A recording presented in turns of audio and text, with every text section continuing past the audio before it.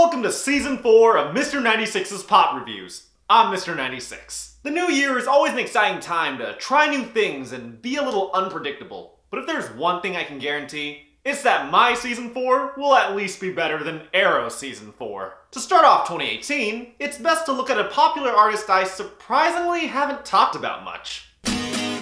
It's late in the evening. Ed Sheeran is one of the world's most popular artists. There's no denying that. I've mentioned him on occasion in other videos before, but I've never actually delved deep into one of his songs. Part of the reason is because most of his hits are acoustic guitar songs, so they aren't what you would call review material.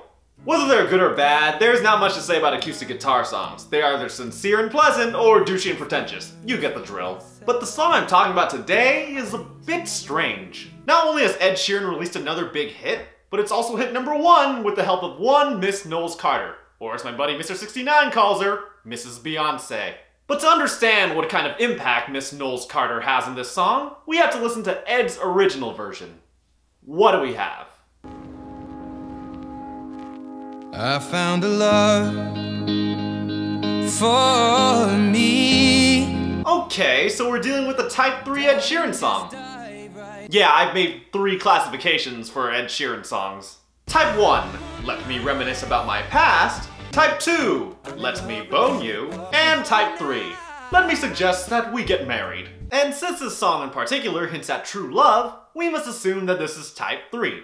And if you think this song is just gonna be a remake of Thinking Out Loud, you are mostly right. Baby, The main difference between the two is that this one is orchestral, leaning more into the strings playing in the background. And I can't blame them for that. Orchestras make everything epic. Just last week I found a video where some guy played Mozart over clips of the Cleveland Browns.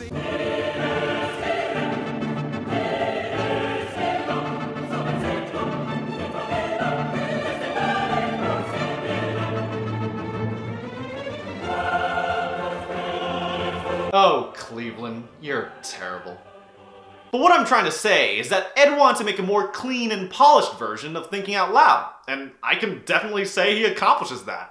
I mean, you don't hear stupid lines like this. darling, I will be loving you till we're 70. Yes, darling, I will love you until we're 70, but after that I will leave you because 70 is massively unappealing. That is exactly why I specifically said 70 at the end of that line, because that is where I draw my line. Get it? So yeah, Perfect doesn't have any odd lyrics, meaning I totally get why someone would love this song. But the thing is, I don't love it. 'Cause we were just kids when we fell in love. I'm sorry, I can barely finish this song when I listen to it. It is just straight up boring. Hey, I'm not the biggest fan of Thinking Out Loud either, but at least the questionable lyrics gave it some unique quality. When you title your song Perfect, where else can you go from there? At least One Direction used the word perfect for irony and heartbreak. Ed Sheeran means it in the most cliche, lovey-dovey way possible. Let me guess, does the line go, "You look perfect tonight"? Darling, you look perfect tonight. Oh my god! Does every love song have to take place tonight? It's not used to rhyme with another word, it's just empty filler for an empty song. Perfect is just bland and uninteresting. So that does not give me hope for the Knowles Carter remake. But who knows? She's had a pretty versatile career. Maybe this will be an improvement. Well, baby, I'm dancing in the dark with you between my arms, barefoot. Oh, hey, Miss Carter! I see you! It still sucks. Actually, I'd argue it's a bit worse. As talented as the Knowles Carter woman is, her voice is too strong and aggressive for this soft love song, so she ends up sounding more like a distraction than a necessary asset. But to be honest, I should have known this remake wouldn't work, once I saw they had the ego to retitle it Perfect Duet, not to be confused with the Italian symphonic remake titled Perfect Symphony.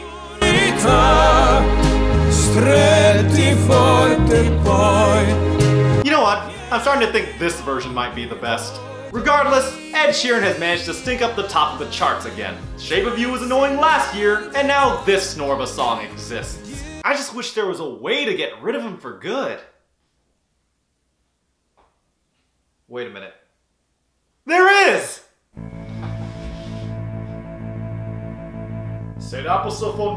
Okay, forget it. Hey, Queen of Spades!